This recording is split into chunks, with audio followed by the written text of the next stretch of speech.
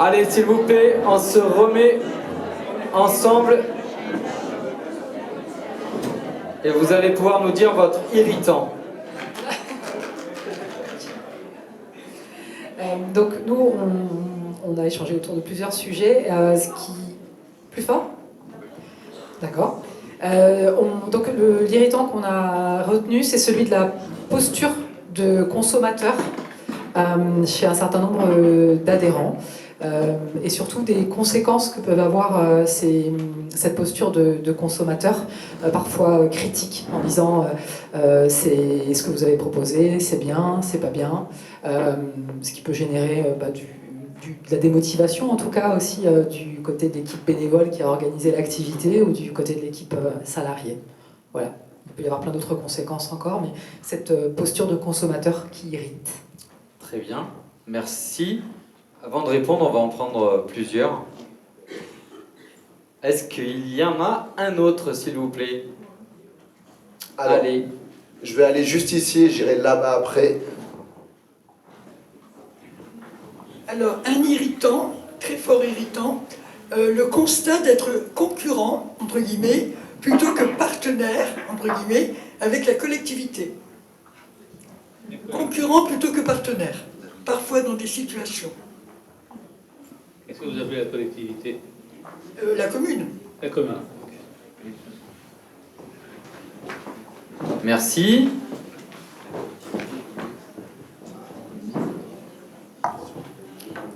Pardon. Nous, c'était l'écart entre les temporalités institution, structure, citoyen.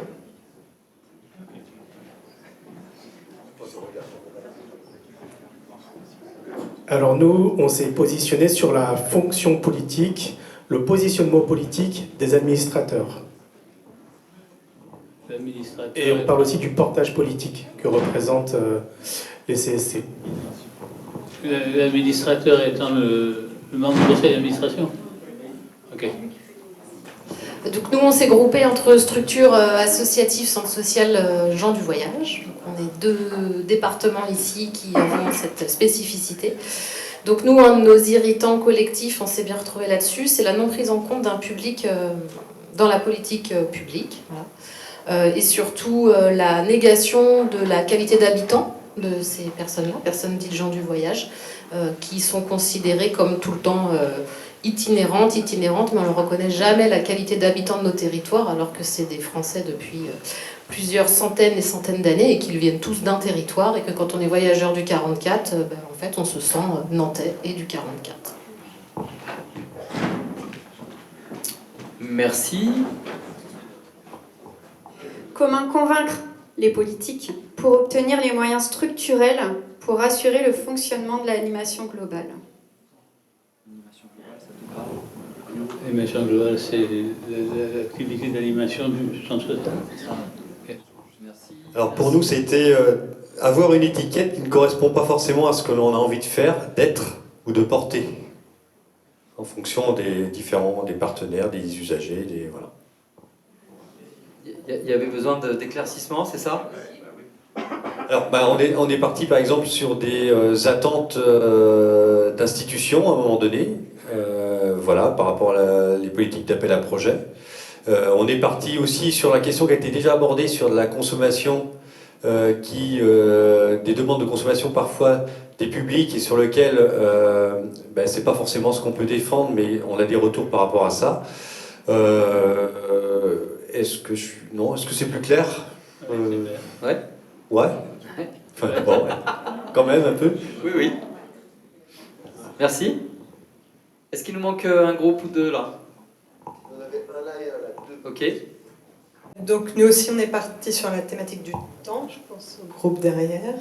Donc nous c'est sur la tension que produit ces différences de temporalité entre les décisions à prendre a priori urgentes et le processus de fonctionnement du collectif démocratique, fonctionnement démocratique du collectif qu'on voudrait se donner.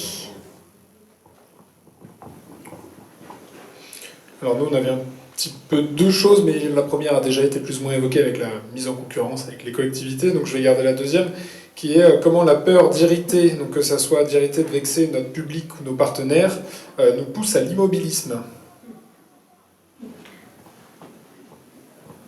Ok. Je te laisse la main. Bon.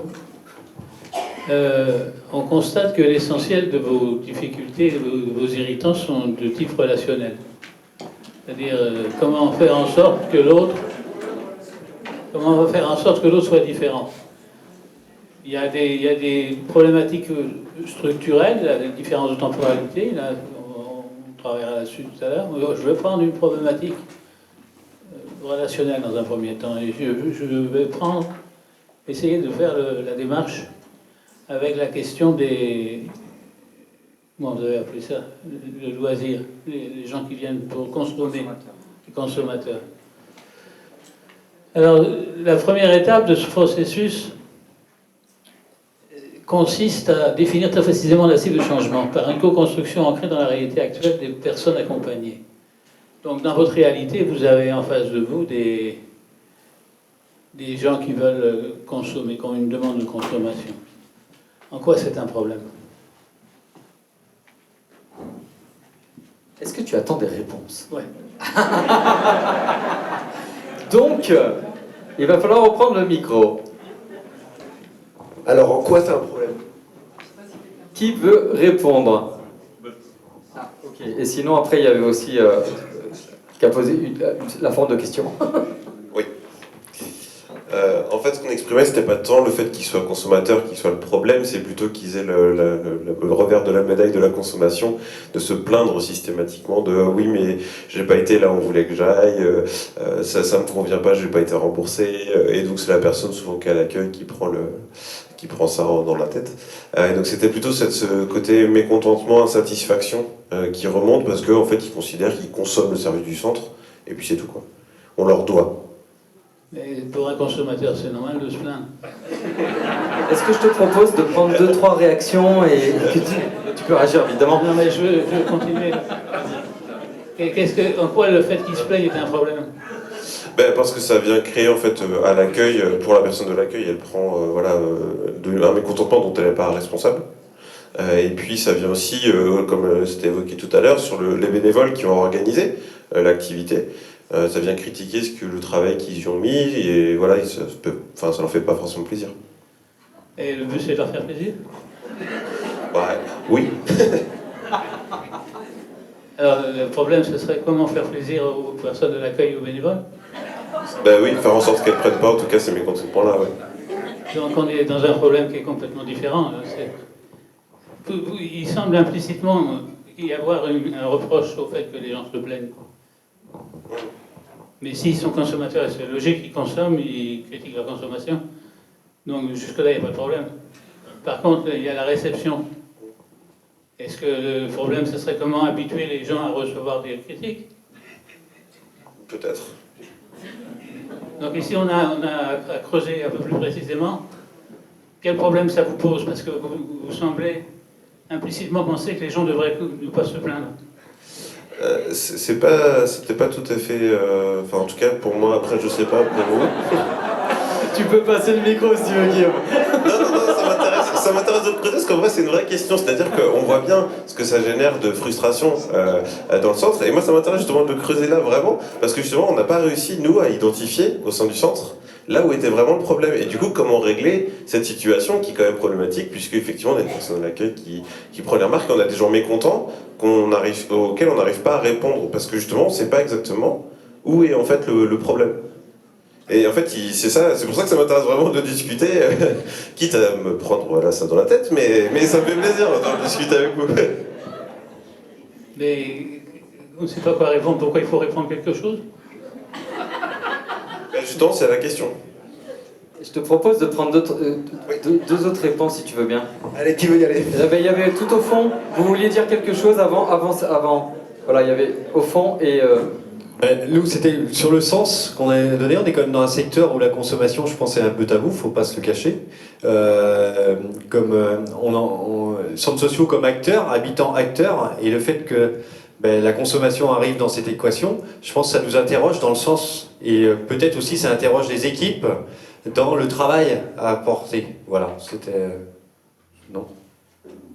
Donc vous considérez le comportement de consommation comme inapproprié par rapport à vos attentes? Oui, pardon. Ouais. Et vous êtes obligé de faire d'offrir des services? Vous pourriez ne pas faire d'activité? Alors, oui, quelle liberté on a. Effectivement, idéalement, oui, on pourrait ne pas. Au réel, je ne sais pas. J'ai quelques doutes. Il semble y avoir un décalage entre la clientèle que vous avez et la clientèle que vous vouliez avoir. Ouais. Peut-être, effectivement. C'est intéressant, on pourrait formuler le problème comme ça. Comment résoudre le décalage entre la clientèle qu'on a et celle qu'on voudrait avoir? D'où l'étiquette, nous, ce qu'on avait posé, oui, effectivement. L'étiquette qu'on nous colle et qui ne correspond pas à ce qu'on veut. Donc ça rejoint ce que vous dites, je pense. Ouais. Et l'étiquette correspond à une demande. Il y a une demande de consommation. Et vous voulez répondre à cette demande. Et vous êtes désigné pour répondre à cette demande. Donc vous avez un problème. Ouais. Je pense effectivement que nous avons un problème.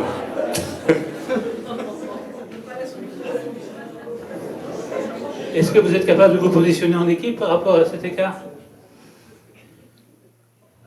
Alors, se positionner en équipe par rapport à cet écart, il y a des échanges, ouais, il y a des discussions sur ce sujet-là, ouais.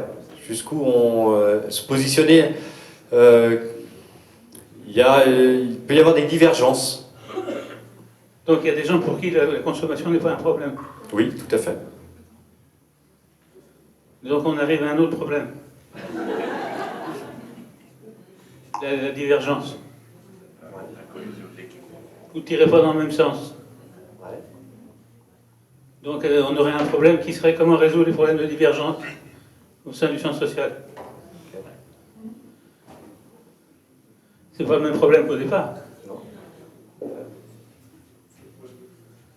Est-ce que ces deux versions sont incompatibles? Consommation ou pas consommation?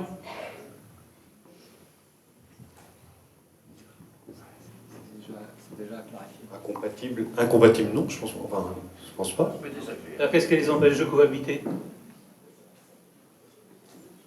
Des relations interpersonnelles? Peut-être. Des relations interpersonnelles entre deux membres de l'équipe? Avec des membres, ouais, qui ont peut-être des positionnements différents. Et ça les empêche de cohabiter, d'avoir des positionnements différents? Cohabiter, non. Co-construire peut-être? Ouais. Peut-être. Il y a de façon assez claire, dans les réponses que vous faites, une difficulté de positionnement précis.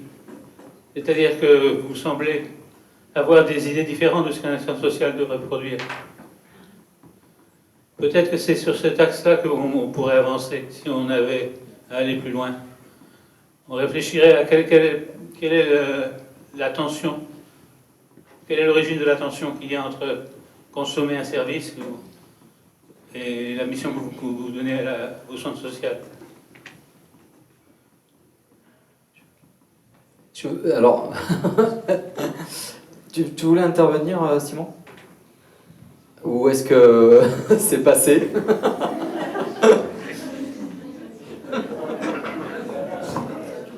Ah, je vous l'avais dit, c'est discussion avec Yann. Hein. J'ai essayé de reformuler au fur et à mesure des questions finalement, mais en fait je pense que je vais parler de quelque chose d'assez personnel. En fait, moi je fais pas ce boulot-là pour vraiment faire de la consommation. Moi je considère que les problématiques un peu de notre époque, que ce soit les problématiques de xénophobie, de guerre de voisinage, un peu tous ces trucs-là sont issus un peu de cette société de consommation. En fait, moi j'ai pas forcément envie de faire vivre de la consommation au sein de ma structure, et du coup le fait d'arriver des fois dans des structures qui sont dans ce mode de fonctionnement, ou en tout cas des gens qui attendent ce truc-là. Enfin, moi j'ai vu des tensions assez folles dans des structures. Et c'est comment est-ce qu'on arrive à vraiment se reposer la question de fond de nos pratiques et à les travailler avec les gens. Donc voilà. Mais enfin voilà, je partais en tout cas sur un positionnement assez personnel, en tout cas de se dire peut-être faut abandonner tout ce truc-là, mais comment est-ce qu'on arrive à faire avec les gens, à faire sortir les gens finalement de cette habitude de la consommation. Mais en ce qui concerne votre poste, il a été nommé comment? Comment? Le poste que vous avez? Mon poste, c'est animateur. Animateur. Donc, est-ce que c'est animateur dans un esprit de consommation? Non, du tout. Donc, vous avez été embauché pour faire quelque chose qui ne correspond pas à la demande? Comment ça? Pardon, moi, j'ai l'impression d'être plutôt bien tombé sur mon poste, en l'occurrence, où on ne pousse pas à faire de la consommation, donc moi, j'ai pas tellement de soucis. Faut que tu l'expliques un peu, parce que Yann, il ne connaît pas. Du coup, moi, je suis vraiment dans un poste d'animateur, où en gros, je vais sur des territoires qui sont dépourvus de structure. Donc moi, mon but en tant qu'animateur, c'est de créer des espaces-temps qui permettent la rencontre et éventuellement la construction, enfin, idéalement, la construction collective de réponses à des problématiques. Donc vous n'êtes pas là pour répondre à une demande de consommation? Non, je pense pas. Donc il n'y a pas de problème? Moi, j'ai pas trop de problème, non, en effet. On a résolu si j'ai un pas de problème. je vais rendre le micro.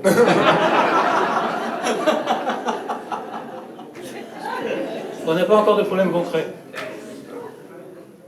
En fait, je voulais réagir à ce qui vient d'être dit parce que j'avais l'impression que là, la parole à la tournée, ce sont des professionnels qui se sont exprimés. Et que moi, je suis bénévole et que je me dis, est-ce que les professionnels, du fait qu'ils sont payés pour faire ce boulot-là, ils ne sont pas en attente d'une contrepartie?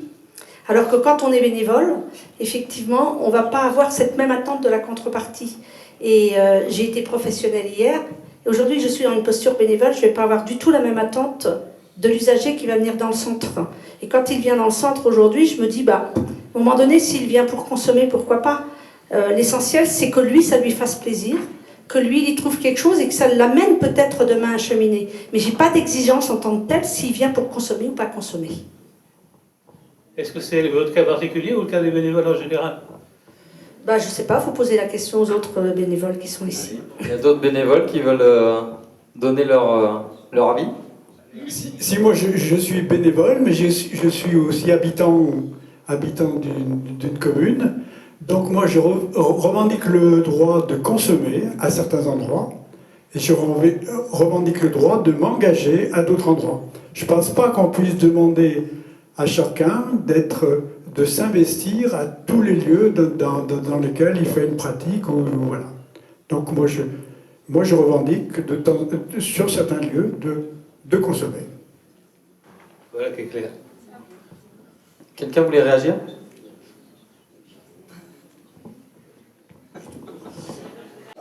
Alors du coup, donc moi aussi je suis bénévole. Et effectivement, je suis d'accord avec les deux personnes avant moi. Et, quand on pousse la porte d'un centre social, pour moi, on vient avec plein d'envies ou plein d'idées ou plein de jugements déjà de ce que c'est qu'un centre social.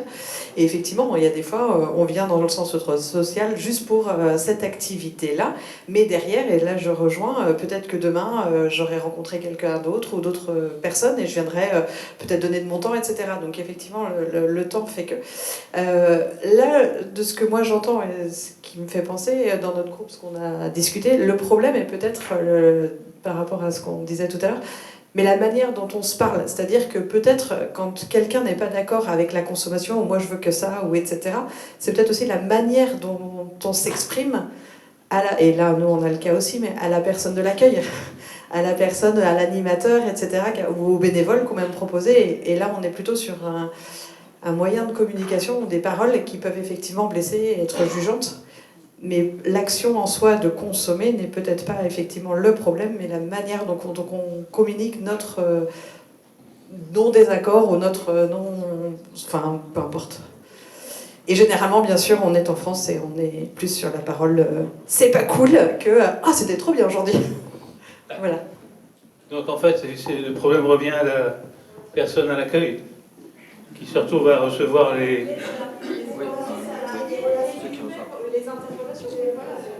salariés qui sont à l'accueil.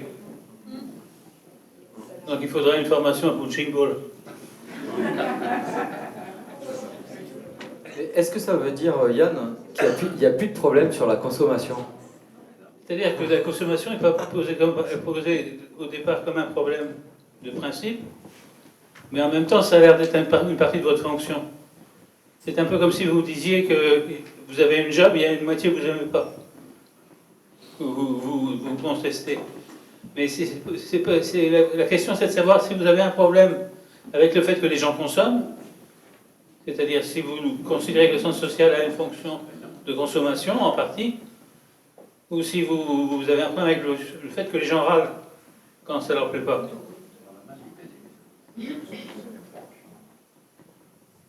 C'est pas la même chose, parce que si vous avez un problème de principe sur le fait que les gens consomment, mais vous êtes mal parti parce que vous avez une fonction, du moins si j'ai bien compris, dans les municipalités, on vous accorde une fonction d'animation, d'accompagnement de la consommation, de loisirs.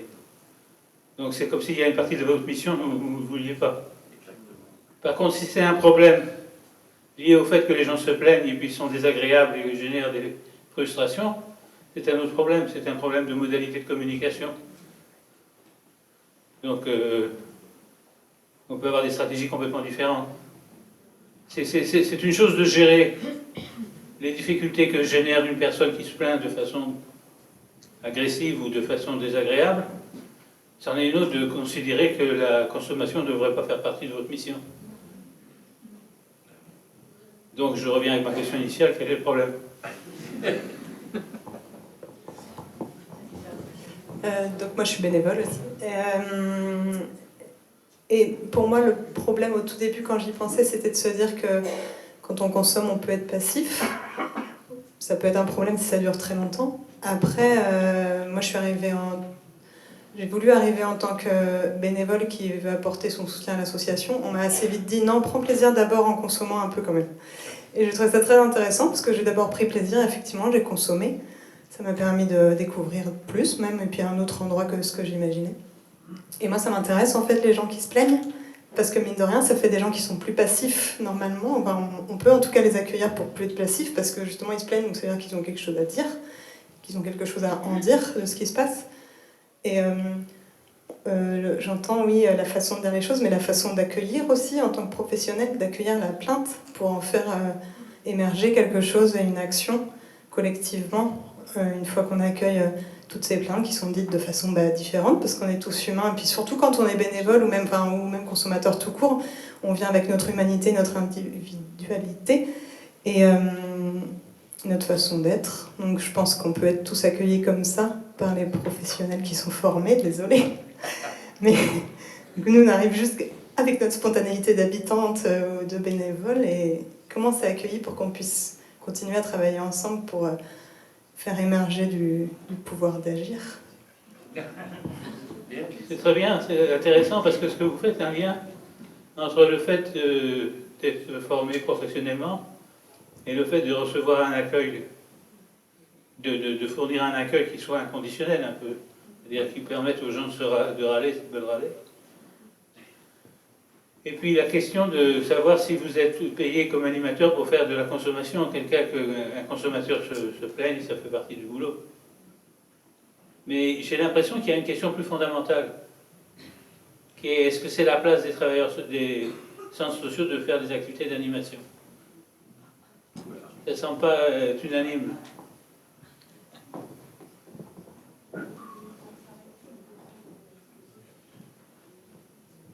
En tout cas, t'as séché tout le monde. Hein. Si vous étiez boulanger, vous pourriez pas, vous ne me direz pas que le problème c'est que les gens consomment. C'est que les gens consomment. Et c'est ce que vous attendez d'eux. Et là, vous évoquez le fait qu'ils aient une attitude de consommateur. Ça semble ne pas être ce que vous attendez d'eux. Qu'est-ce que vous attendez d'eux? Alors, est-ce que quelqu'un peut répondre à cette question? Allez, là-bas, Maxime, s'il te plaît.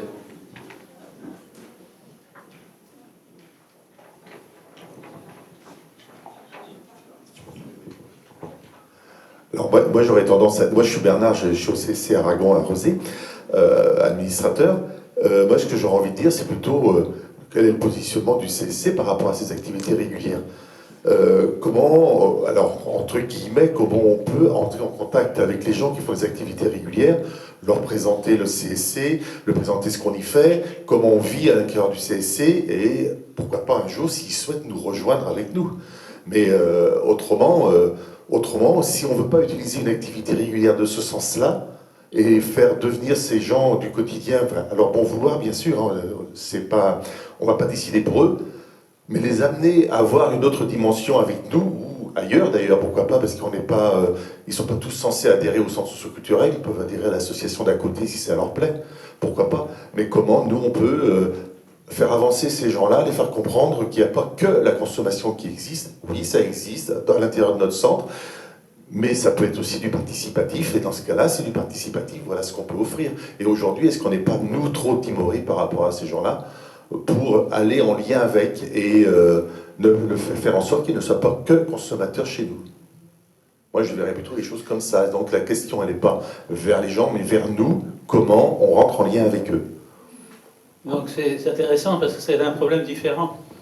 C'est comment faire en sorte de créer les conditions pour que les gens se servent des opportunités de participation, s'investissent dans les opportunités de participation qui sont offertes. Oui, tout à fait. Donc c'est pas le même problème. Vous voyez, la question, là on va peut-être passer à une autre problématique, mais ici, en explorant après quelques questions, on s'aperçoit qu'on n'a pas le problème qu'on pense. C'est pas le fait que des gens râlent qui est un problème, c'est pas le fait que les gens consomment qui est un problème, c'est la façon dont on les fait passer de la consommation aux opportunités de participation. Est-ce que vous avez dans vos centres sociaux des ponts, des passerelles qui permettent de passer de la consommation d'une activité à la participation?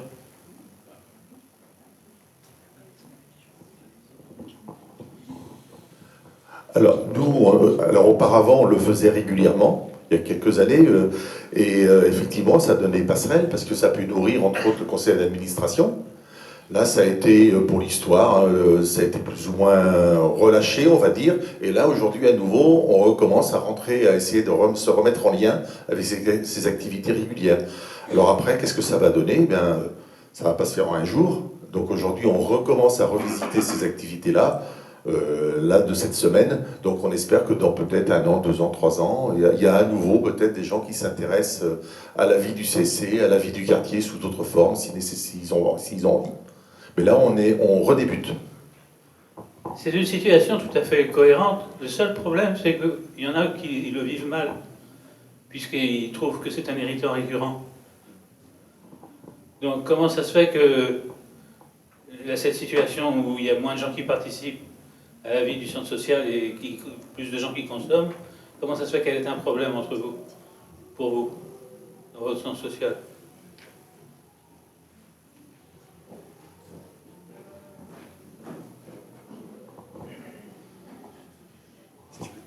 Ah, pardon, Anita du centre social de Chemillé. Est-ce que c'est pas lié à la mission? On dit toujours qu'un centre social, c'est un foyer d'initiative porté par les habitants. Et que donc, du coup, on part peut-être du principe que s'ils sont que dans la consommation, on n'arrive pas à avoir ce foyer d'initiative porté par les habitants. Peut-être cette crainte qu'un jour, à terme, on n'ait plus d'initiative d'habitants. C'est intéressant parce que cette définition n'intègre pas les notions de consommation. Donc c'est comme si vous aviez une définition pour faire autre chose que ce que vous faites. C'est là le problème, peut-être. Est-ce que ça pose, Yann, la question entre, tu disais, la délégation finalement des partenaires sur le loisir, l'organisation du loisir et la consommation, et un écart avec notre vision philosophique et utopique d'une société participative, et ce grand écart-là qu'on doit tenir? C'est pas un problème, les gars, d'avoir une vision, de vouloir emmener le centre social dans une direction. Le problème, c'est d'en faire un problème ici maintenant, et de déplorer qu'on n'y soit pas déjà rendu. Donc c'est de considérer que les gens consomment et ne devraient pas consommer. Ils devraient se participer à une action sociale plus approfondie. Donc le problème n'est pas d'avoir une direction, c'est le fait de vouloir être rendu, d'y être arrivé avant de partir.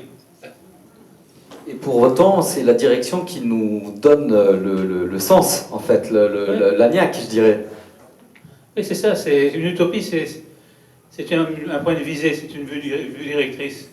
Donc on peut se donner toutes les utopies qu'on veut, on peut décider que d'ici 5 ans ou 10 ans, notre centre social devrait avoir plus de gens mobilisés que de consommateurs.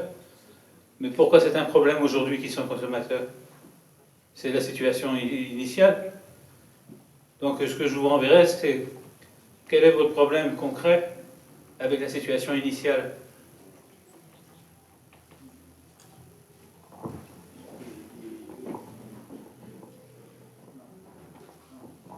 Bonjour Catherine, alors je suis bénévole dans un EVS, un espace de vie sociale itinérant.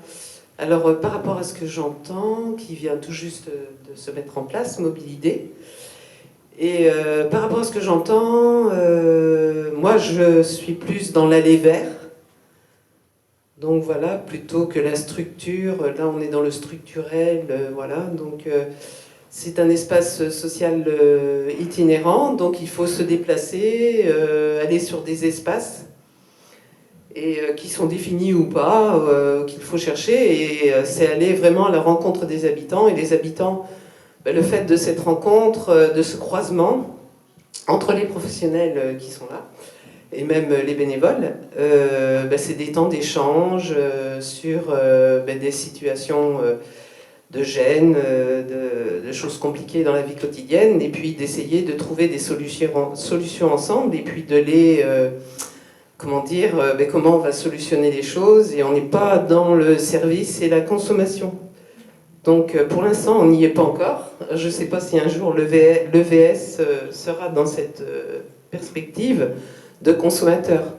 Mais des consommateurs, on est tous consommateurs, hein, dans la vie, ne serait-ce que respirer, on consomme, enfin je veux dire, voilà, donc c'est vrai que c'est pas forcément un problème, mais voilà, bon. C'est intéressant parce que vous écrivez une passerelle dont je parlais. C'est-à-dire que le fait que vous alliez vers, vous n'allez pas vers des futurs consommateurs, vous allez vers des gens qui n'ont pas de demande au départ. Donc vous allez les chercher pour participer directement.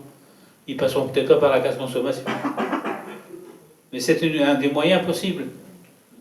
Le problème, c'est que tout ce que vous avez énoncé jusqu'ici, c'est une situation actuelle où il y a beaucoup de consommateurs et un désir d'une situation future où vous aimeriez qu'il y en ait moins et qu'il y ait plus de participation sociale. Donc qu'est-ce que vous pouvez faire pour faire en sorte que ça fonctionne? Le aller vers constitue un moyen de procéder. Le fait de créer des opportunités de participation sociale aussi. Donc en fait, vous n'avez pas de problème, si ce n'est que de refuser la situation actuelle. Est-ce que je te propose qu'on change de sujet? Alors, vous l'avez compris, on a choisi un angle d'attaque qui est le DPA, on le comprend quand on le fait. Voilà, donc d'où le fait qu'on soit sur cette réaction avec la salle. Je te propose qu'on change de sujet, si ça te va bien. Est-ce que dans ce qu'on a nommé, il y en a un que tu as retenu La question de la temporalité. Allons-y. Il y a une différence de temporalité. Là, on tombe sur la même chose. C'est-à-dire, vous êtes dans une situation où il y a une différence dans les trois temporalités. La municipalité, du gouvernement et du centre social, si j'ai bien compris. Et des habitants. Et des habitants. Cette différence vous pose problème de quelle manière? Allez, c'est quoi le problème de la différence de temporalité?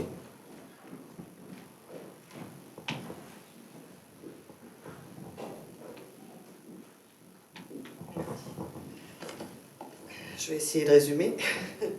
Les temporalités, c'était par rapport aux temporalités institutionnelles et donc l'incidence que ça avait, puisque donc on est sur parfois des mandats par rapport aux collectivités, et puis donc avec des dispositifs, si on parle par exemple des institutions comme la CAF, et ce que ça entraînait derrière, c'est-à-dire que pour la structure, qui elle est plus dans une valeur sur les valeurs, sur l'éthique, sur son projet, et quand on lui demande de remplir des fiches actions sur 4 ans, alors qu'elle est déjà en train de construire aujourd'hui la réponse aux besoins. Et puis il y avait aussi cette temporalité par rapport aux citoyens, parce que justement, Si on veut écouter le citoyen et lui redonner son pouvoir d'agir, on a du mal à répondre aux fiches actions sur 4 ans de l'institution. Donc c'était un petit peu ce tiraillement dans les temporalités et dans les intentions. Qu'est-ce que vous appelez les fiches actions? Donc pour pouvoir être financé, notamment par les partenaires institutionnels comme par exemple comme la CAF et même donc certaines collectivités, ils nous demandent de remplir des fiches actions sur 4 ans, de la programmation, de ce qu'on va faire, donc les activités, et puis comment surtout vont être évalués les indicateurs. Et vous avez une obligation de remplir ces fiches actions de manière particulière, ou est-ce que vous pouvez être créatif? Donc moi je parle de la Vendée en fait, donc par rapport à ces fiches actions, on a eu une obligation, oui, de remplir les fiches actions sur les 4 années à venir. La marge de manœuvre, elle est seulement... on peut faire des fiches actions complémentaires, mais on est quand même obligé au moment de l'évaluation de l'ancien projet social, donc sur les 4 années antérieures, on est quand même obligé d'évaluer et d'expliquer le pourquoi du comment la fiche n'a pas été réalisée, par exemple. Et la difficulté qu'on se posait, enfin la réflexion qu'on avait, c'est quel est l'intérêt en fait pour le centre social de planifier ou de remplir ces fiches actions. Pourquoi pas seulement les orientations et la visée à long terme, les objectifs à long terme, plutôt que de remplir un catalogue d'activités qu'on n'était pas sûr de réaliser parce qu'il ne convient pas forcément aux attentes et aux besoins des habitants qu'on n'a pas forcément encore rencontrés. C'est compliqué de connaître les besoins de gens qu'on n'a pas rencontrés. Ben voilà. Et ben c'est ça la difficulté, c'était ça l'irritant. Mais qu'est-ce qui vous empêche de formuler les fiches actions en termes tellement généraux que vous n'aurez pas de problème pour les rencontrer? Alors, je ne sais pas, mais qu'est-ce qui nous empêche de faire des fiches actions très générales? Oui, blabla. Ah, tu t'interprètes ça par du blabla? Ah, ben ça on peut, oui, faire du blabla. Non, pas forcément du blabla, vous pouvez simplement définir les fiches actions en des termes suffisamment larges pour y fourrer n'importe quelle activité qui vous conviendra par la suite. Ah, là, je suis pas sûre, parce que, alors après, ça dépend de plein de choses, et du coup, je parle que d'un cas particulier, là, parce que toutes les CAF sont pas pareilles, et tous les techniciens qui suivent les centres sociaux ne sont pas les mêmes sur une même CAF. Donc, de mon côté à moi, je parle bien que de moi, je ne peux pas dire toutes les CAF, ni tous les conseillers. Non, la fiche action, il faut qu'elle ait un nom d'activité. Ça se trouve. Donc, oui, ça se trouve, bien évidemment. Mais c'est pas si généraliste que ça. C'est pas possible de faire si généraliste que ça. Qu'est-ce qui se passe si vous êtes généraliste? Mais qu'est-ce qui se passe? En fait, la CAF, quand on travaille le projet social, la CAF, elle a à un moment la possibilité de dire oui ou non l'agrément pour les 4 prochaines années. Elle peut dire qu'une année, elle peut dire pas d'année du tout. En fait, quelque part, elle a tout pouvoir sur la validation ou la continuité, en tout cas, l'agrément, en tout cas, du centre social. Là, on est dans une situation typique où le principe qui guide l'approche des PA, c'est ce qui n'est pas interdit, ce qui n'est pas strictement interdit est potentiellement autorisé. Oui. Donc, à partir de ce moment-là, est-ce que la CAF a vraiment la marge de manœuvre de vous refuser le financement? Ah bah oui, moi j'ai des exemples. Alors du coup, pas en Vendée, mais en Deux-Sèvres, où il y a des centres, cette année, il y a 2 centres qui ont été invalidés. Parce qu'ils n'ont pas rencontré leurs fiches actions? Parce qu'ils n'ont pas fait les fiches actions telles que la CAF l'entendait. Ou en tout cas telles que le conseiller CAF l'entendait. Et encore pire, c'est-à-dire que au niveau de la CAF des Deux-Sèvres, c'est pas comme en Vendée. La CAF, ils rendent d'abord leurs documents finalisés, d'accord? Et ensuite, ils ont une soutenance au niveau de la CAF des Deux-Sèvres. Ok? Et bien, ils sont arrivés à la soutenance. Le président de la CAF a dit on n'accepte pas votre dossier, il n'y a pas de soutenance aujourd'hui. Vous êtes recalé et vous recommencez l'année prochaine. Ok, donc le problème peut se formuler en termes stratégiques. Comment faire en sorte de formuler les fiches actions de manière acceptable en nous laissant des marges de manœuvre? Est-ce que ça ressemble à ça? Oui. Merci. Je me permets d'intervenir parce que en plus j'ai eu la chance de bosser en Deux-Sèvres hein, et là maintenant je suis dans le 44. Sur le DPA, en fait, on a eu l'occasion de faire 2 projets sociaux différents et en Deux-Sèvres et là dans l'agrément complémentaire qu'on peut avoir sur les QPV. Et en fait, la stratégie qu'on prend, enfin, dans les 2 cas, on a pris la même stratégie.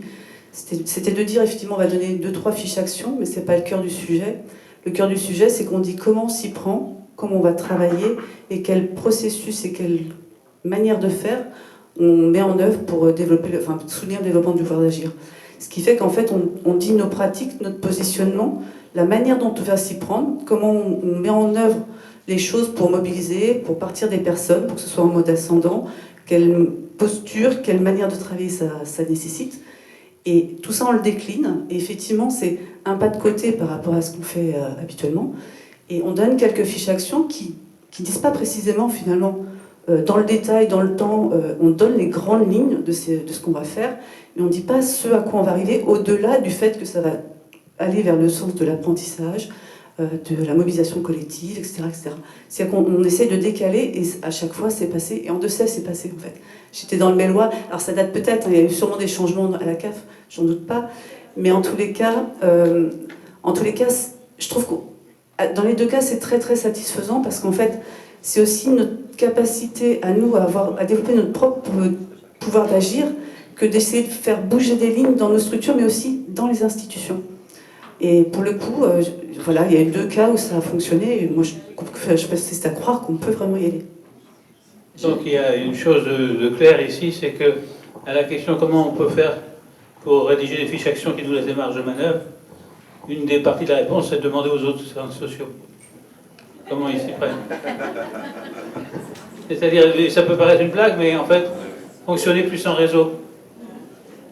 Vous passez les bons coups, les bonnes stratégies que vous avez utilisées, vous échangez d'informations, il y a une richesse forcément importante d'expertise dans votre domaine. Vous êtes tous compris avec le problème du financement de la CAF, quelles sont les stratégies qu'utilisent les autres et quelles sont celles qui pourraient s'appliquer à votre situation. Donc on vient d'éliminer le problème. Voir à négocier l'inutile, Katia. Juste pour revenir sur cette question des fiches actions, c'est vrai qu'en plus, si on va jusqu'à qu'est-ce qu'est la fameuse fiche action que la CAF, alors locale ou au national, souhaite, alors au risque que si on nous sort cette fameuse fiche action avec les critères très précis, ben on perd cette fameuse liberté que vous énonciez tout à l'heure.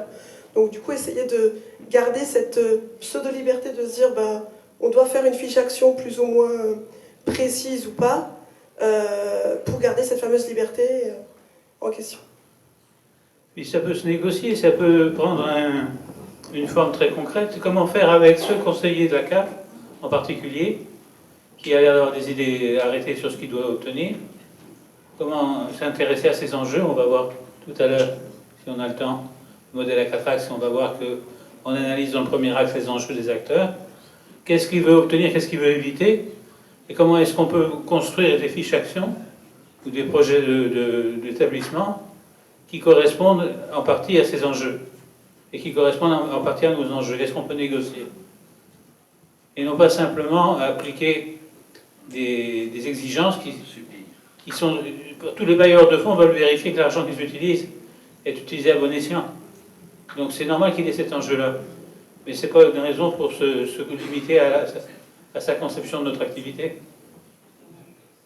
Donc il y a moyen de profiter de l'expertise des autres centres sociaux. Il y a moyen aussi de regarder avec qui on travaille et comment on peut développer des bases de collaboration. Est-ce que tu veux l'aborder maintenant? Tu veux le reprendre après? On peut prendre une autre situation.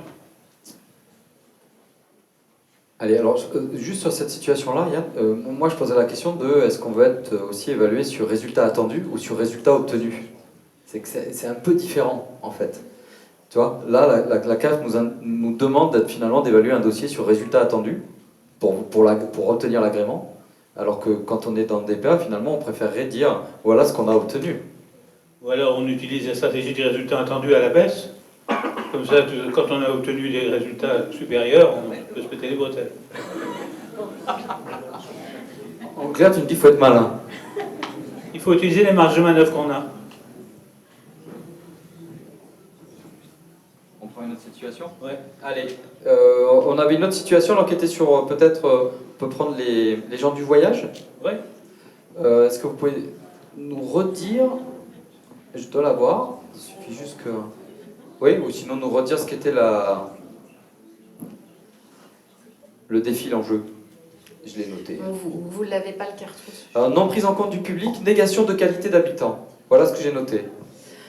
Voilà, alors la non prise en compte du public, à la fois la négation de la qualité d'habitant d'un territoire et aussi la non prise en compte dans la politique publique du droit, par exemple, d'habiter différemment le territoire avec l'habitat caravane qui n'est pas reconnu comme un logement, enfin voilà, vraiment au sens besoin primaire comme tout le monde et des personnes qui vivent sur un territoire et qui ne sont pas prises en compte, voire assignées à être dans l'errance ou à être fantômes, voilà. Est-ce que ça leur pose un problème ? Alors aujourd'hui, le processus institutionnel est tellement ancré depuis plus d'un siècle, parce que c'est quand même un sujet très français, où l'État français a créé un statut discriminatoire pour ces personnes-là. Donc là, on en est sorti en 2017 de ce statut-là, donc ça a été quand même un siècle d'enfermement dans ce statut. Donc aujourd'hui, les gens, ils ne se contentent... Oui, ils ne sont pas contents de ça, mais ils ne le conscientisent pas et ils ont tellement été toujours laissés à la marge, assignés, relégués, voire même internés par leurs concitoyens français, qu'aujourd'hui, cette non-qualité d'habitant, pour eux, elle n'est pas tant un problème finalement que juste le non-accès à un endroit où vivre en sécurité. Voilà, eux aujourd'hui, les voyageurs, ce qu'ils voient, c'est qu'ils n'ont pas d'endroit où mettre la caravane, qu'ils ne peuvent pas accéder à des fonciers, etc. Mais ils ne revendiquent même plus cette place de citoyen. Donc c'est vrai que les centres sociaux comme les nôtres ont ce chemin à parcourir aussi, de leur donner la possibilité d'être citoyen. Mais aujourd'hui, c'est tellement ancré en fait et institué dans la plupart de ces familles-là que c'est compliqué déjà de porter à connaissance à la fois aux sédentaires que ce public existe et à la fois aux voyageurs que la condition qu'ils vivent n'est pas tout à fait normale. Donc on est un peu sur les deux tableaux. Voilà. Mais à partir du moment où c'est pas une priorité pour eux, pourquoi c'est une priorité pour vous ? Parce que ça laisse quand même beaucoup de gens vivre dans une grande précarité, insalubrité. Enfin, aujourd'hui, est-ce qu'on peut se satisfaire d'avoir des milliers de personnes sur notre territoire qui vivent de parking en parking et qu'ils sont expulsés de parking en parking avec non-accès à l'eau, non-accès à l'électricité, difficultés de scolarisation, CRS qui débarque et qui expulse tout le monde. Enfin voilà, est-ce qu'aujourd'hui, en tant que citoyen français, on peut être à l'aise avec des gens qui vivent comme ça sur notre territoire ? Voilà, ça c'est une question qui est propre à chacun, mais c'est vrai que nous, notre objet premier, c'est la lutte contre les discriminations et essayer à minima de pouvoir avoir un minimum d'égalité des chances. Voilà, donc, mais les gens, en effet, aujourd'hui, certains... se disent que vivre sur un parking c'est pas si grave, mais en fait vivre sur un parking quand on n'a pas accès aux besoins primaires, y a des gens comme nous qui trouvent que c'est pas tout à fait normal quand même. Mais votre rôle à leur égard c'est quoi ? C'est de les accompagner dans ce qu'ils vivent ? Alors c'est à la fois de pouvoir offrir des services entre guillemets adaptés en fait à un mode de vie itinérant, et puis l'autre pendant c'est de pouvoir porter à connaissance au niveau des pouvoirs publics. Donc nous on a beaucoup d'instances en fait où aussi on explique, on demande des comptes, on fait des lettres ouvertes et on porte à connaissance ce sujet-là et on demande aux institutions comment ça se fait qu'elles sont... Parce qu'elles sont quand même en illégalité, les institutions, par rapport à cette politique-là. Il y a quand même des choses qui devraient être faites, qui sont dans le droit, qui sont inscrites, écrites, et l'État français aujourd'hui est en illégalité par rapport à des non-constructions d'aires d'accueil sur lesquelles il s'engage, des non-constructions de terrains familiaux. Donc nous, à la fois, c'est essayer avec les voyageurs de leur dire que cette condition n'est pas tout à fait normale. Enfin, en fait, ils savent que c'est pas normal, mais ils en ont marre de se plaindre. Et vu que la politique publique n'avance pas depuis 50 ans, les gens, ils sont découragés, en fait. Donc nous, à la fois, on essaie de remettre justement un peu de pouvoir d'agir chez ces personnes-là, chez qui on a toujours dit Mais toi, tu es gens du voyage, donc pour toi, c'est comme ça. Donc les gens, ça, ils ont intégré le eux et le nous. Voilà, nous, c'est pas pareil. Nous, c'est différent. Nous, on peut vivre sur des parkings parce que c'est le choix, le non-choix en fait qu'on a. Et du côté de la politique publique, de faire comprendre que ces personnes-là, elles habitent aussi sur leur territoire. Donc elles habitent un peu différemment des autres, mais elles font partie du territoire. Elles scolarisent, elles vivent, elles ont des soins médicaux sur le territoire, elles font vivre le territoire par de l'activité économique. Voilà, c'est juste qu'il y a un mode d'habitat qui est différent et qu'il y a un statut qui a été mis en place. Et on hérite tout ça. Et c'est compliqué de faire le chemin dans l'autre sens. Le développement du pouvoir d'agir, c'est le fait d'avoir du contrôle sur ce qui est important pour soi, ses proches ou la communauté à laquelle on s'identifie. Apparemment, c'est pas ce qui est important pour eux pour le moment. Non, parce que je pense aussi que quand on est dans une urgence du quotidien, en fait, trouver une place, je me fais expulser, mon urgence, ça va être de retrouver une place, c'est un peu compliqué de pouvoir conscientiser autre chose et de... Voilà. Et il s'agit plus de votre pouvoir d'agir à vous, c'est-à-dire de votre capacité à faire en sorte que la situation change. Voilà, c'était un peu notre deuxième irritant. Voilà, une grande difficulté aussi aujourd'hui, c'est que ce public a tellement été assigné, voilà, il a même été assigné à résidence telle quelle, justement, juste avant l'internement, mais c'est qu'aujourd'hui, les voyageurs, ils pensent qu'ils ne peuvent pas parler par eux-mêmes, pour eux-mêmes. Parce que nous, les gadgets, donc les non-voyageurs, on parle mieux qu'eux, c'est ce qui nous renvoie. Voilà. Donc aujourd'hui, ces gens-là, ils ont même l'impression qu'ils ne sont pas légitimes à parler de leurs difficultés. Donc nous, ce qu'on essaie aussi de faire, c'est d'accompagner des jeunes et des moins jeunes et de les remettre au cœur des institutions. Mais en même temps, il faut se mettre à leur place. Moi, je suis directrice, je suis salariée. Quand je vais en réunion institutionnelle et qui se dit du bla bla bla, je suis payée pour entendre ce bla bla bla, je comprends que des gens qui... Parce qu'il y a des voyageurs qui sont investis, il y a des associations de gens du voyage, mais les gens, ils se découragent parce qu'au bout de 40 ans que vous entendez du bla bla bla et que votre situation, elle ne change pas, et en fait, vous arrêtez de... Donc dans les faits, c'est vous qui êtes bloqué par ce blablabla. Oui, c'est pour ça qu'on passe un peu à la vitesse au-dessus assez fréquemment et que...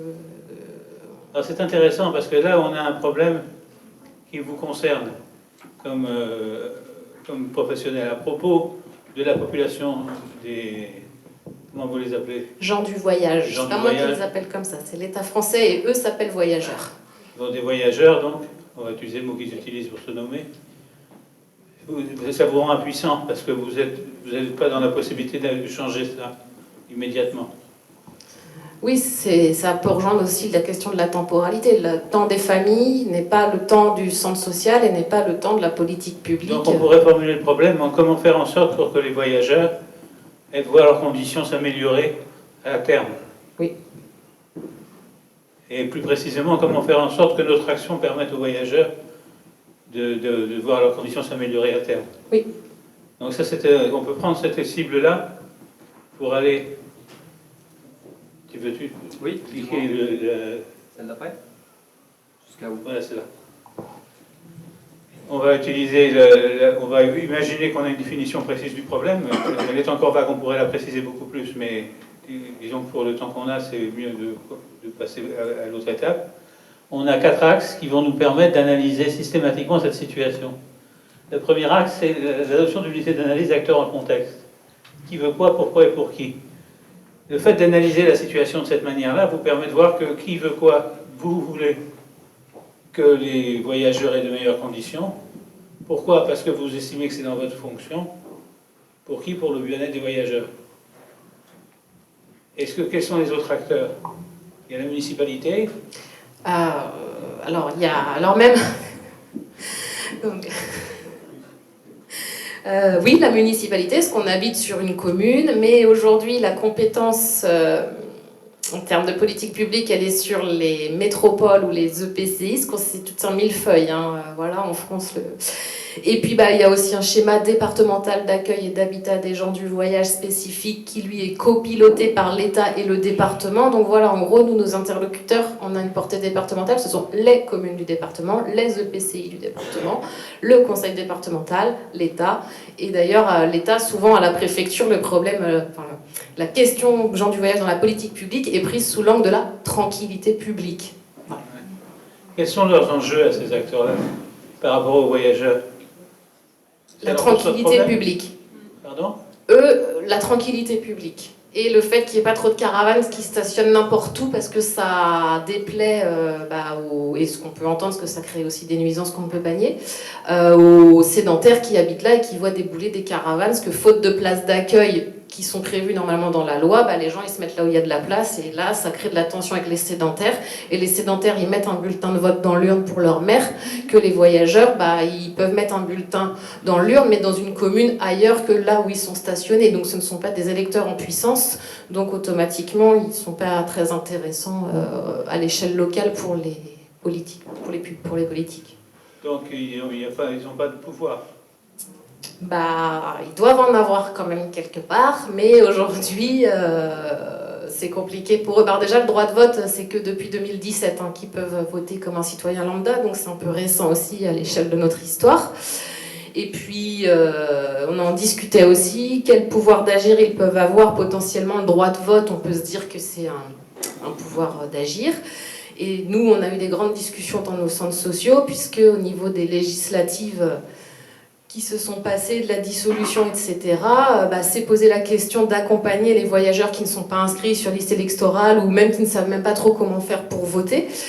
Est-ce qu'on les accompagne là-dedans, tout en sachant qu'au bout, potentiellement, pour un certain nombre d'entre eux, ils vont le mettre en bulletin Rassemblement National dans l'urne. Voilà. Donc est-ce qu'on accompagne ce processus droit de vote, citoyenneté, pour venir gonfler le vote Rassemblement National? Moi je dis oui, en fait, parce qu'on s'en fiche de ce que disent les gens, mais ça a posé aussi des questions dans nos centres sociaux. Dans la question pourquoi et pour qui et pourquoi, il y a une partie du pourquoi où la moitié de votre équipe était pour éviter qu'ils votent pour le Front National. Non, nous on ne s'est pas posé la question comme ça dans notre centre, mais on est fédéré avec d'autres au national, et je sais que ça a posé dans un certain nombre de centres sociaux des difficultés. Quand vous avez, parce que dans nos activités, on fait l'élection de domicile, par définition les gens n'ont pas d'adresse, donc certaines de nos associations servent d'adresse pour les gens, donc les gens ont reçu les professions de foi à l'accueil, et il y a encore pas mal de voyageurs qui, bien qu'ils soient tous français et parlent français, sont en difficulté avec l'écrit. Donc en fait, ils ouvraient leur profession de foi et ils demandaient aux professionnels ou aux bénévoles, montre-moi quel est le bulletin Marine Le Pen pour bien prendre ce bulletin et l'emmener nous, tout comme on aide à lire les courriers, il n'y a pas de raison. Enfin, je sais que la collègue, elle lui a dit que le bulletin était vert, mais c'était une blague. Hein, donc, voilà. si on résume, vous avez envie d'un changement pour eux. Les acteurs qui sont impliqués ne sont pas concernés, c'est-à-dire ne vivent pas avec les conséquences de leurs conditions de vie. Donc il va falloir trouver une autre façon de les impliquer. Et puis, si on passe au deuxième axe, qu'en pensent les personnes concernées? Est-ce que ça vous était arrivé d'avoir eu l'occasion de demander aux personnes concernées si elles trouvaient pertinent ce que vous vouliez faire? Ce qu'on voulait faire. C'est-à-dire améliorer leurs conditions. Oui, les gens, ils sont... Et c'est aussi ça, notre difficulté, c'est que nous, pour nos adhérents, donc qui sont des voyageurs, tout ce qu'on fait, c'est super. On est super, tout ce qu'on fait c'est super, c'est génial, si on n'était pas là, qu'est-ce qu'il deviendrait, etc. Donc c'est aussi ça la difficulté, c'est que quand on essaie d'impliquer les gens et dire oui mais d'accord c'est super ce qu'on fait, mais ensemble on pourrait peut-être faire encore plus super si toi tu viens avec moi et puis qu'on porte les problèmes ensemble. Donc c'est que le public il a tellement... c'est qu'il a tellement été en fait paternalisé, je pense que j'invente un mot, mais il y a toujours eu quelqu'un ils ont toujours été sous tutelle en fait, voilà. Ou alors ils ont toujours eu besoin de se cacher pour ne pas se faire enfermer ou autre. Donc aujourd'hui c'est un peu vivons heureux, vivons cachés, et nous ils nous connaissent, il y a une relation de confiance, mais ils n'ont pas forcément envie de pouvoir s'impliquer dans plein d'engagements associatifs ou autres, parce qu'ils ont toujours peur d'être jugés, mal compris, et surtout que ça sert à rien, et puis que tout ça c'est un monde de gadgets, quoi. Voilà, c'est pas leur monde. Donc c'est toujours le eux et le nous, et comment est-ce qu'on arrive à faire passerelle entre ce eux et ce nous en fait. Donc vous êtes dans une situation où vous voulez un changement pour des gens qui n'en font pas une priorité. Si, mais aujourd'hui, pour eux, le changement, il passe par des situations qui sont pas acceptables non plus, parce que rentrer en force dans des stades de foot, rentrer en force dans des endroits, bah, ça les met eux en difficulté, parce que derrière, c'est des amendes, on peut saisir les caravanes, ça met les riverains en difficulté, ça met le maire en difficulté, ça met tout le monde en difficulté. Donc non, ils ne se satisfont pas de cette situation. Maintenant, notre travail, c'est de leur... d'accompagner, de dire mais vous avez un pouvoir d'agir qui peut se situer là, mais il faut, ça va être long, hein, je pense, hein, de pouvoir. Alors, il y a au national. Je vais être le méchant animateur qui gère le temps. Tu as raison. Mais il nous reste une demi-heure, Yann. Ouais. Est-ce que tu voudras reprendre un temps, un autre sujet? Oui, on va prendre un sujet, mais je vais quand même terminer avec celui-là. Bien sûr. Il y a une difficulté nette dans votre situation, c'est que vous voulez un changement que vous considérez comme prioritaire, et là, vous ne voyez pas de priorité. Donc, vous avez la situation où vous voulez un changement pour des gens qui ne le recherchent pas en priorité. Et ce changement, qui est bien justifié par rapport à votre position éthique, a la difficulté supplémentaire de concerner une situation où les bailleurs de fonds, les décideurs n'ont pas d'enjeu. C'est-à-dire ils n'ont pas d'enjeu. On peut difficilement jouer dans ce qu'ils veulent éviter parce qu'ils arrivent parfaitement à l'éviter, et ce qu'ils veulent obtenir, ils arrivent parfaitement à l'obtenir. Qu'est-ce que vous auriez comme stratégie possible, dans le troisième axe, pour leur poser problème, pour faire en sorte que la situation des voyageurs pose problème aux municipalités? Bah, on se dit que quand les agriculteurs ils débarquent avec du fumier, en général, ça fonctionne pas trop mal. Donc on se dit que quand même les voyageurs, ils ont des caravanes, ils ont moyen, voilà. Donc là, il y a pas très longtemps, il y en a qui ont bloqué le périphérique nantais. Bah là, ça a foutu un petit peu le bazar quand même, du coup.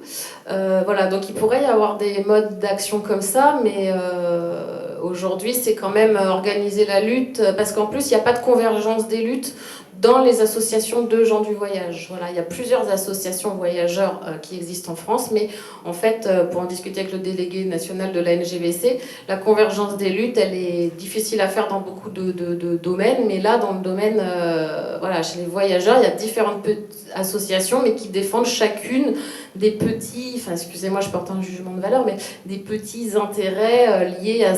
C'est même pas pour la communauté en général, communauté qui n'existe pas par ailleurs, mais c'est pour son petit groupe familial où ça, voilà, les évangélistes par exemple aujourd'hui sont très puissants et mettent à la marge les catholiques. Enfin voilà, et il n'y a pas de convergence des luttes aussi à l'intérieur de toutes ces personnes-là. Donc votre objectif est très ambitieux. Est-ce que ça suppose une convergence des luttes? Bah, c'est un objectif, c'est pas l'objectif de l'association, parce qu'on est un peu humble quand même, mais c'est quelque chose qui peut-être, le groupe, ce matin c'est ce que disait Adeline, hein, le groupe fait la force, et là on voit bien que diviser pour mieux régner, ça fonctionne pas mal, et que du coup, potentiellement, si les voyageurs s'unissaient, peut-être que la cause avancerait un peu plus, oui. Donc on peut pas aller dans le détail à cause de la situation du temps. Mais il semble très clair que vous avez un problème de conception du problème. C'est-à-dire que la façon dont le problème est conçu, il a l'air d'avoir aucune solution viable. C'est un peu l'idée, ouais. Donc c'est pour ça qu'on est un peu monomaniaque depuis en 1944, et plutôt que d'exposer tous les problèmes aux institutions, on ne diffuse qu'un seul message, plus d'expulsion sans solution et création d'habitat, habitat, parce qu'on est un peu... Et donc les voyageurs, c'est leur première demande d'avoir un lieu où habiter en sécurité, parce qu'habiter sur un parking, on n'est pas en sécurité sur un parking, et que si l'habitat règle... potentiellement derrière les autres difficultés se régleront, parcours de scolarité, parcours de soins, etc. Donc aujourd'hui on devient un peu monomaniaque, on demande de l'habitat, mais on est bien peu de choses essentielles pour qu'on l'habite. Donc peut-être qu'il faudrait avoir une stratégie plus adaptée. Bah, on lutte beaucoup, on est dans les instances, hier on était avec la présidente de la métropole nantaise, enfin voilà. Et ça marche ? On n'est pas mécontent de nous là depuis le nouveau mandat, on a mis un gros bazar politique et on est en train d'avancer, mais ça rejoindra la temporalité, le temps de la construction d'habitat et le temps politique et le temps des familles est divergent, mais on n'est pas trop mécontent aujourd'hui de ce qui se passe dans le 44. Oui. Bon, vous avez tout ça en main alors. C'est un bien grand mot, mais on obtient des choses, des engagements qui derrière sont en plus tenus, donc quand des politiques prennent des engagements et qui les tiennent, on est déjà un peu content, ouais. Ouais, bravo. Merci. On continue. Il nous reste une demi-heure. Je sais pas, ils sont peut-être fatigués. Il nous reste une demi-heure. Après, on peut faire une pause de 5 minutes et on aura la conclusion. Il y avait juste, dans ce que vous avez proposé, on a retrouvé à peu près tous les sujets, sauf un, qui était comment la peur d'irriter nous pousse à l'immobilisme. Donc là, c'était une question. Donc, oui, non, mais en fait, c'est juste que la chose qui m'irritait, enfin, qui me posait question en tout cas, c'est justement cette. Des fois, on ne dit pas ce qui nous semble important au risque de froisser les institutions, nos institutions partenaires, ou alors une certaine partie de nos publics. Alors, on pourrait formuler le problème en disant comment bien froisser. Vous froissez sans risque. Comment nous permettre de froisser, effectivement, les institutions à nouveau. Et plus sérieusement, comment diminuer le risque d'une réaction, si on s'exprime. Ouais, ou même, j'irais plus loin en disant, en fait, comment réaborder des sujets qui peuvent être clivants avec nos partenaires et publics. C'est intéressant, ça. C'est une stratégie à mettre au point. La question, c'est qu'est-ce qui vous empêche de les aborder pour le moment? Eh ben, je dirais que c'est la peur de froisser, justement. Et de perdre éventuellement des financements quand on parle des partenaires, ou de se mettre à dos notre public dans le cas de public. Mais le public, il n'est pas rendu là, c'est ça? Le public, il n'est pas intéressé par vos sujets clients? Alors, je pense que oui, non, mais l'exemple, il est tout à fait politique actuel en France. Lors des dernières législatives, s'est posé la question d'un positionnement ou non des structures sur le vote extrême droite. Et du coup, le débat s'est mis dans la plupart des structures.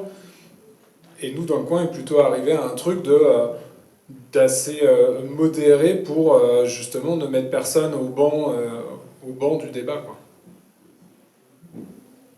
Et vous en faisiez une condition de ne mettre personne au banc du débat? Il fallait que vous parveniez à vous exprimer collectivement sans mettre personne en dehors du collectif? Oui, je dirais que oui. Et qu'est-ce qui vous a empêché de vous exprimer?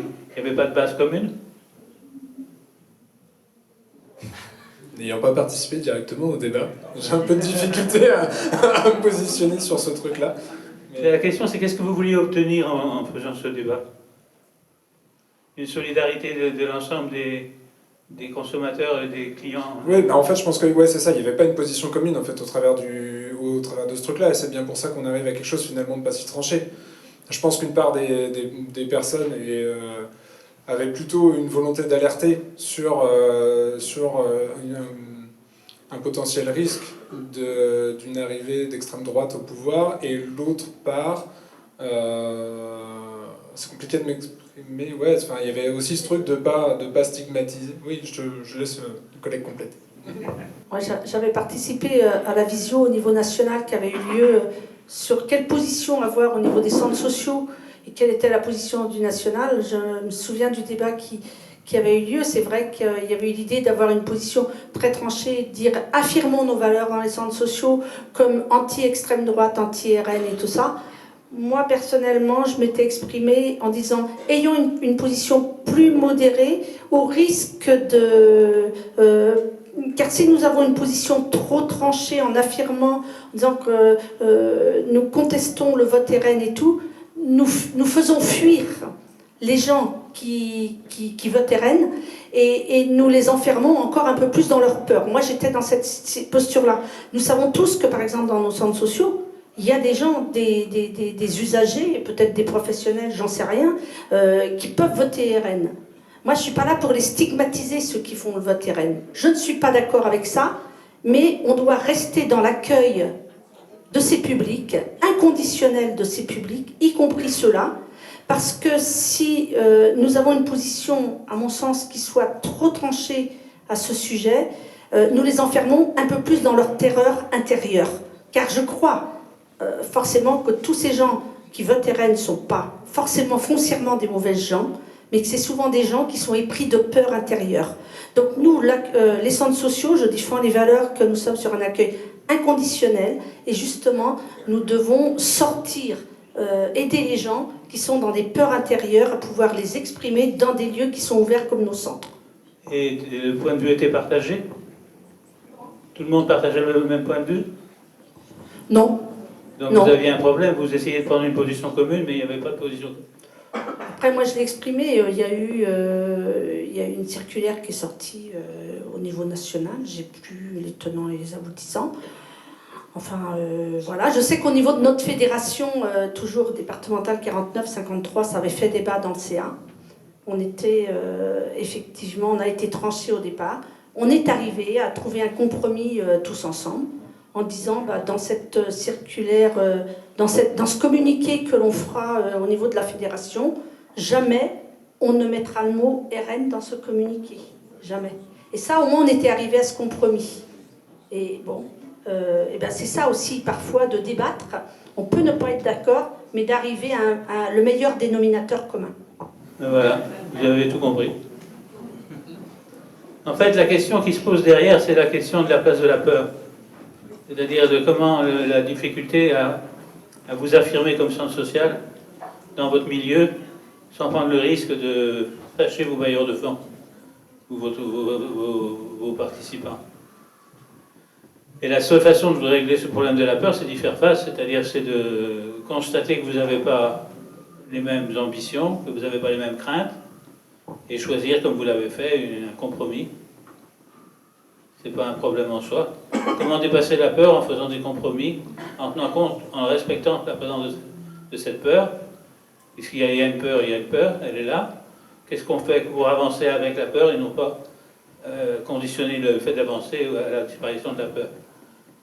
En gros, si vous ne pouvez pas faire sans, faites avec. La réponse, c'est ça. Comment faire pour avancer? S'affirmer avec la peur, vous avez peur et vous vous affirmez quand même, malgré la peur.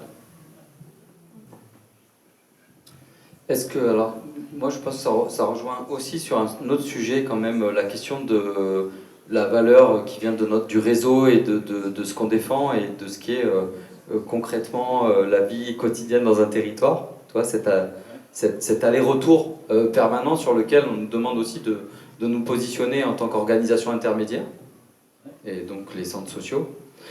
Et après, j'aurais une question à poser sur transformation sociale, parce que nous, on se prévaut de la transformation sociale, et finalement, on s'aperçoit que, tu vois, quand tu creuses les questions jusqu'à y a-t-il problème, on voit, est-ce que vraiment, en fait, on est aussi acteur de la transformation sociale?